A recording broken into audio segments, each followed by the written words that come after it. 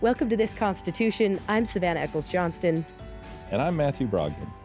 A young Abraham Lincoln thought deeply about the problem of demagoguery and mob rule. Today, we're just going to walk through his Lyceum Address, which addresses this very problem. So, Matthew, what is the Lyceum Address? The Lyceum, it's a Greek word, right? Which is kind of intimidating. Now, the Lyceum was actually, there were these young men's societies in the 19th century called Lycea, and this is the Young Men's Lyceum of Springfield, Illinois. It's 1838. Abraham Lincoln's a young lawyer in Springfield, and he's been invited to give a talk to the Lyceum. And the Lyceum was supposed to hearken back to discourse in ancient Greece. It's sort of citizens gathering to consider the public good and advance moral arguments to each other. So Lincoln is invited, and he's given the topic, the perpetuation of our political institutions. And so he gives this speech, and he winds up focusing on the threat of demagoguery, like popular leaders rising up and undermining the rule of law. And this is somehow connected to mob rule. And before the end, we hear about George Washington rising at the last Trump. So it's a very interesting speech, and it's a very famous speech. It's considered something of a work of political philosophy. It thinks very deeply about the relationship between political leadership and the rule of law. So it's safe to say this is the best speech to come out of any of these Lycea. Well, I didn't go to any of them. We're going to say sure. It was. I mean, I'm just going to assume none of the rest get collected in, books of collections of American political rhetoric. So Lincoln wins by default. He wins. Okay. Lincoln wins. He's a winner. Addressing this question as a subject for the remarks of the evening, the perpetuation of our political institutions is selected. And then he asks, at what point then is the approach of danger to be expected? In other words, what is the source of danger to the perpetuation of the U.S. Constitution? And he answers here. I answer, if it ever reach us, it must spring up amongst us. It cannot come from abroad. If destruction be our lot, we must ourselves be its author and finisher.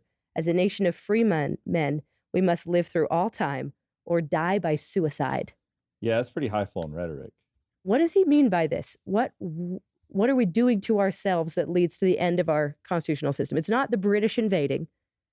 It's not, I guess there were no Germans at this point, but it's not the Germans. Mm-hmm.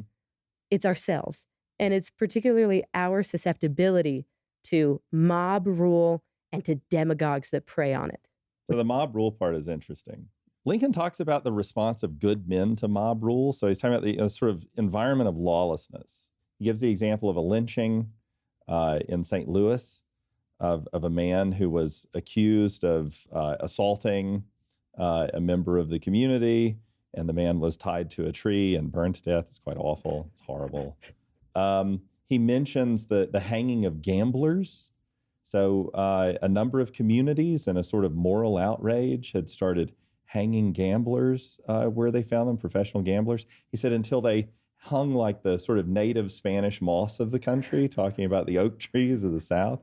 Interestingly, he never mentions among these examples an example of violence over slavery. Not directly. Though at one point he mentions printing presses being thrown into rivers and editors being shot, which is actually a reference to Elijah P. Lovejoy, who's a newspaper editor in Alton, Illinois, right across the river from St. Louis. And a sort of pro-slavery mob from St. Louis had come over, assaulted Lovejoy because he was publishing an anti-slavery newspaper. And when he tried to defend himself, they wound up killing him, throwing his printing press in the river. So, and this had happened just before Lincoln gives this address.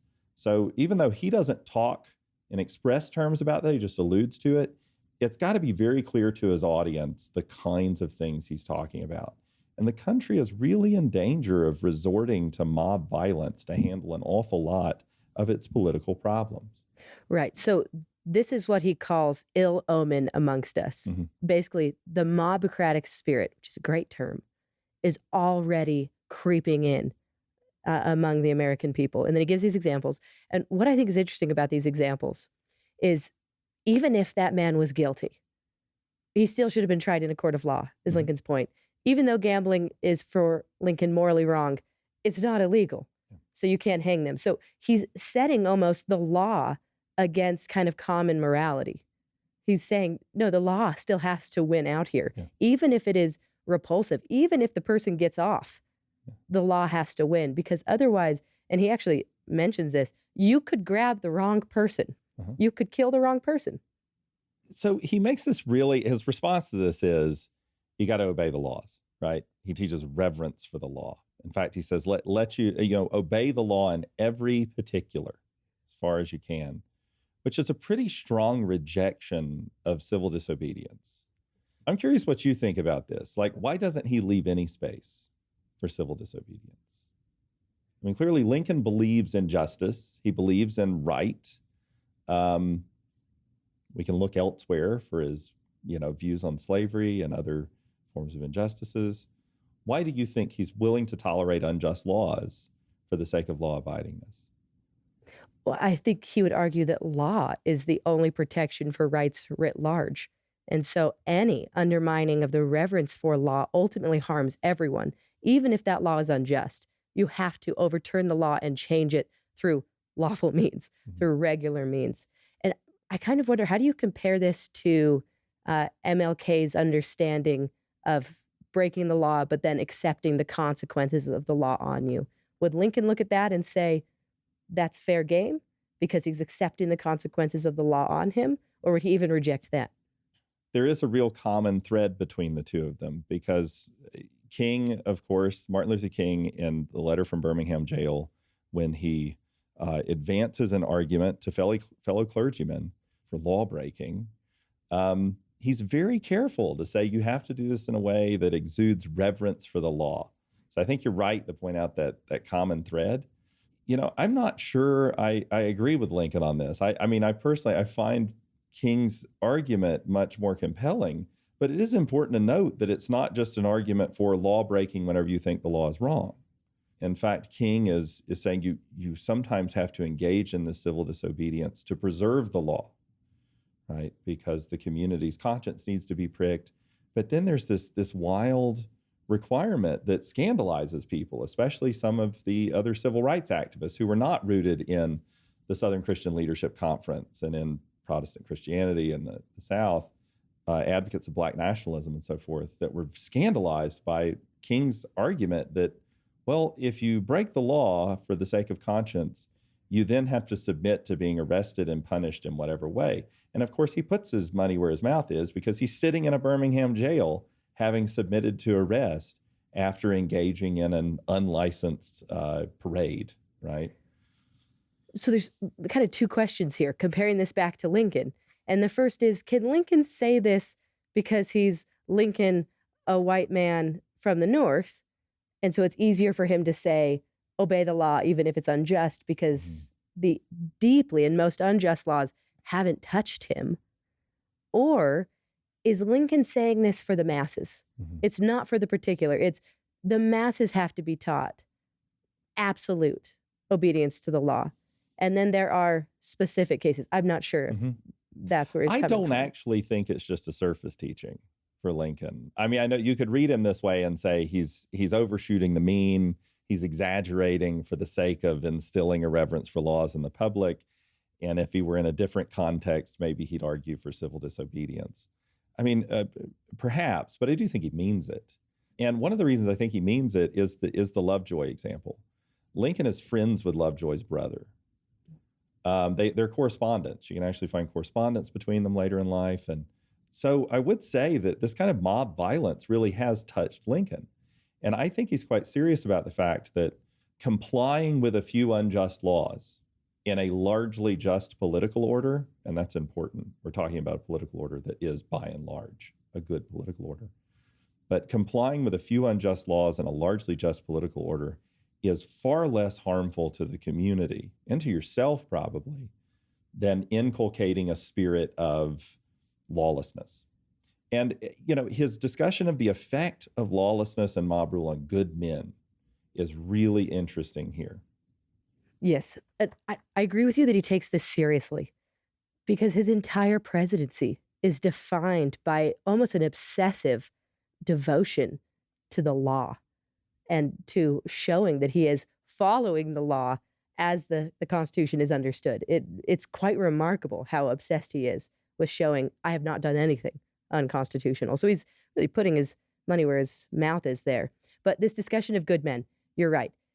What is he saying here? So lawlessness among bad men just leads to them becoming more chaotic and more anarchic and the destruction of the law. But it's actually the impact on good men that is more dangerous, because the consistent infringement on their rights by this lawlessness, by this mobocratic spirit, will lead them to kind of break up with the law, to feel so disenfranchised, so distant from it, that they'll be willing to pick a new form of government. They won't stand up to defend the regime type anymore. Mm-hmm. And that's the scary thing. What happens when good men turn against the law? Yeah, well, he's got a very particular prediction about this. He said this is exactly the point at which danger is to be expected, because it's that moment when the people in your community who normally are productive, law-abiding, looking out for the public interest, respecting the property and persons and rights of other people, those people want to go about their daily lives in peace. And when they feel like they can't do so because they're threatened by the kind of mob violence or really unpredictable violence, right? The law is predictable.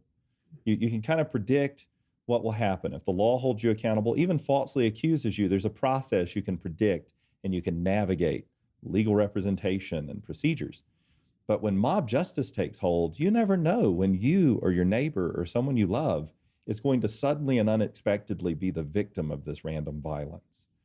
And so in that environment, he says, good men will stop looking at the law as the security of their rights, their safety, their happiness, and instead they're going to look for it somewhere else, and they're probably going to find it a dictator. Let's just go to his actual wording here. Okay. Because I think it's really excellent. So to summarize, the lawless in spirit are encouraged to become lawless in practice, and having been used to no restraint but dread of punishment, they thus become absolutely unrestrained. While on the other hand, good men become tired of and disgusted with a government that offers them no protection and are not much averse to a change in which they imagine they have nothing to lose. At such a time and under such circumstances, men of sufficient talent and ambition will not be wanting to seize the opportunity, strike the blow, and overturn that fair fabric which for the last half-century has been the fondest hope of lovers of freedom throughout the world. So men of ambition and talent will strike at this moment of peak mobocratic spirit. Like, why wouldn't statesmen at this moment stand up and declare reverence for law? I mean, this is part of the question is like, well, wouldn't they do what Lincoln does? Wouldn't they stand up and say, no, obey the laws so we can live in peace, we can have prosperity and safety?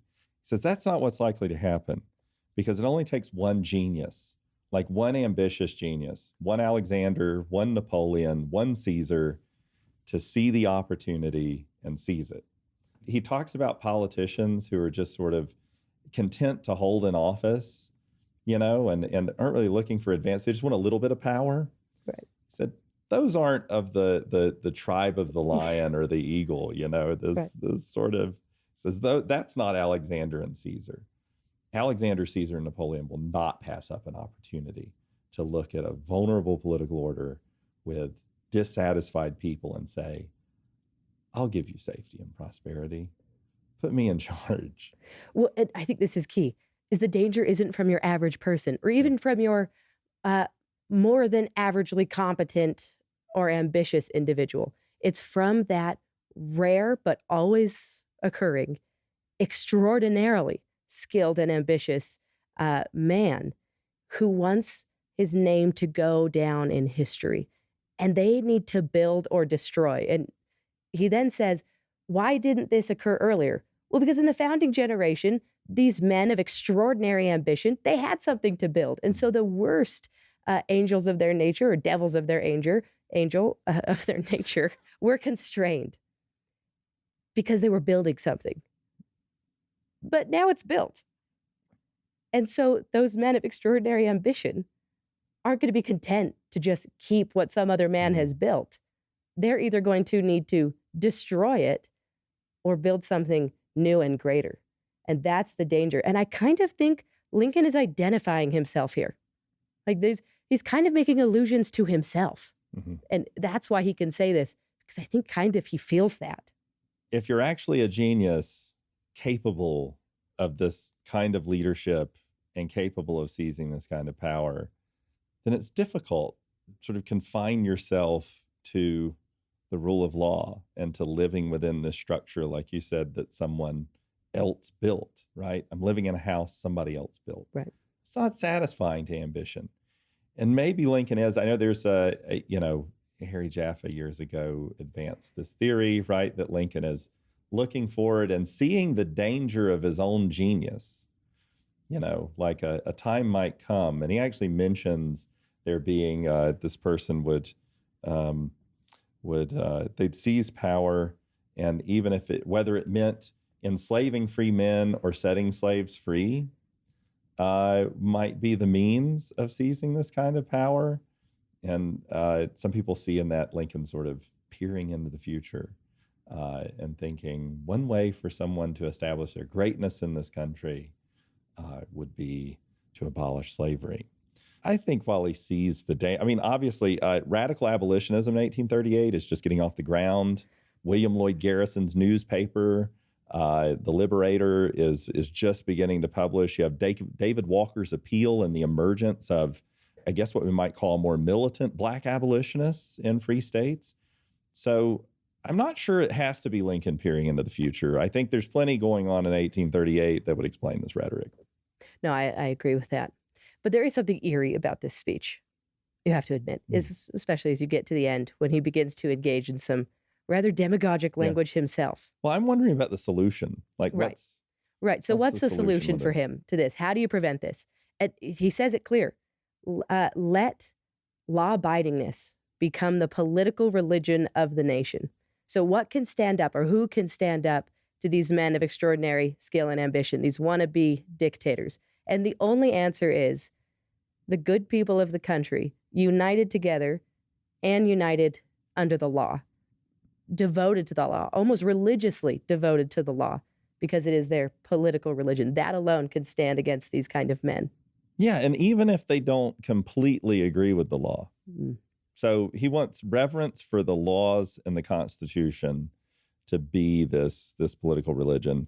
And he's conceding, he's acknowledging, discusses the fact that you may individually disagree with some of these laws and you might seek to change them, but that still shouldn't undermine your reverence for the law and the Constitution as a whole, because the alternative is this mob rule.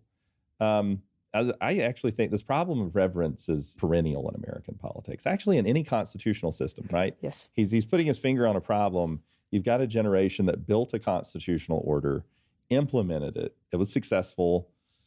And now the question is perpetuating it. You can't depend on that founding spirit, like you said, to sort of perpetuate it and carry it through all the trials of the nation, through all the generations. So what in the world's going to accomplish that? It reminds me of this line Madison had where he warns against having constitutional conventions and changes to the Constitution too often. It's in some correspondence with Jefferson, and Jefferson's very sort of okay with the idea that we're just going to have perennially these problems. And Madison says that's dangerous because the preservation or endurance of laws and constitutions rests not just on whether the community thinks as an intellectual matter that they're good laws, but actually rests on reverence. So you don't want to undermine reverence for the laws. So there's this acknowledgement even at the founding. And it's interesting to me, too, on the point of Madison, that when defending the inclusion of a Bill of Rights in the Constitution, he actually says, Bill of Rights might be a parchment barrier. It might not actually stop stuff from happening. You remember this line, I bet. And he says, but it might become something of a political religion. Jefferson's comment on this versus Madison, I think, puts it all into perspective and carries straight to Lincoln, as you say. But Jefferson says here, and I'm paraphrasing here, that the tree of liberty must be continually watered with the blood of patriots, which is a lot of words for a man who didn't fight in the Revolutionary War. Mm-hmm. But it's Madison's response that's deeply Platonic. I mean, this is straight out of the laws. He says, no, the hardest part is ending a revolution. It's putting a period at the end of that sentence. And the way to do that is to make people think the law is almost divine and therefore deserves your obedience. But of course, the law isn't divine, so there has to be some way to change it, which is why the U.S. Amendment is so difficult, or the Constitution is so difficult to amend, but not impossible. And then you have Lincoln coming along and basically saying the same thing. It's the job of the next generation to carry on the reverence for the law, that almost quasi-sacred nature of the law, knowing as we do that some things in the law are wrong. And Lincoln himself disagreed with some of the laws, but insisted on obeying them anyways, because this political religion and this political religion alone could keep demagogues and wannabe dictators at bay. Then he's going to take a step in to some demagogic language of his own. And you have a great article on this, by the way, of him giving an example of what a deeply ambitious person could do to actually protect the rule of law by properly channeling that skill and ambition. So tell us a little bit about what Lincoln does here rhetorically. Well, I mean, he first starts out by saying we've got to use cold, calculating reason, right? The passion of the revolution, the blood of patriots is no longer enough to attach the country to its constitution. That was the revolutionary generation. We're past that. So that sounds like, oh, we're done with passionate appeals. We don't want demagogues out in public telling people that, that the Constitution's divine, like Plato suggests. But then he gets into this bit where he says, let every American, every lover of liberty, every well-wisher to his posterity swear by the blood of the revolution, never to violate in the least particular the laws of the country, and never to tolerate their violation by others. And then he has this, as the patriots of 76 did to the support of the Declaration of Independence, so to the support of the Constitution and laws, let every American pledge his life, his property, and his sacred honor.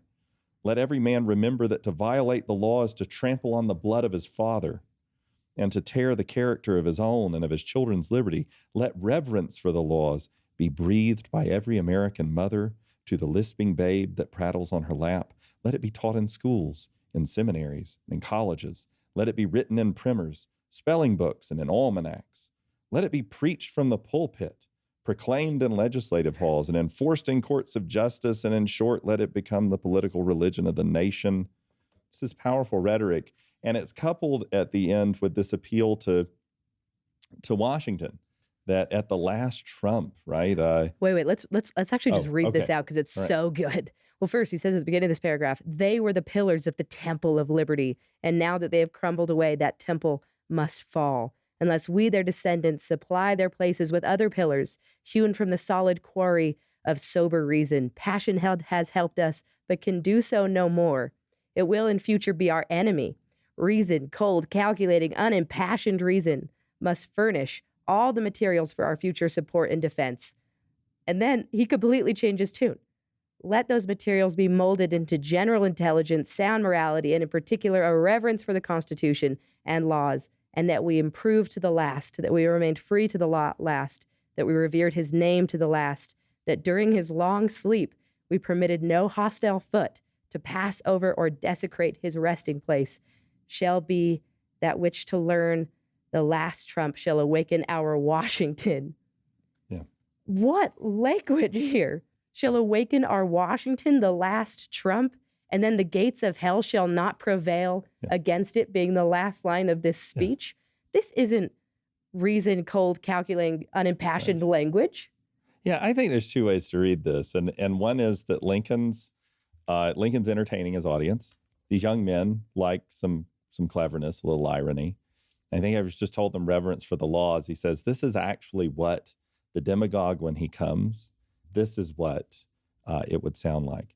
And I think he's saying the only thing that's going to counteract, despite his appeal to reason, the only thing that's going to counteract that kind of passionate appeal of the demagogue is an equally a passionate attachment to the laws and the Constitution.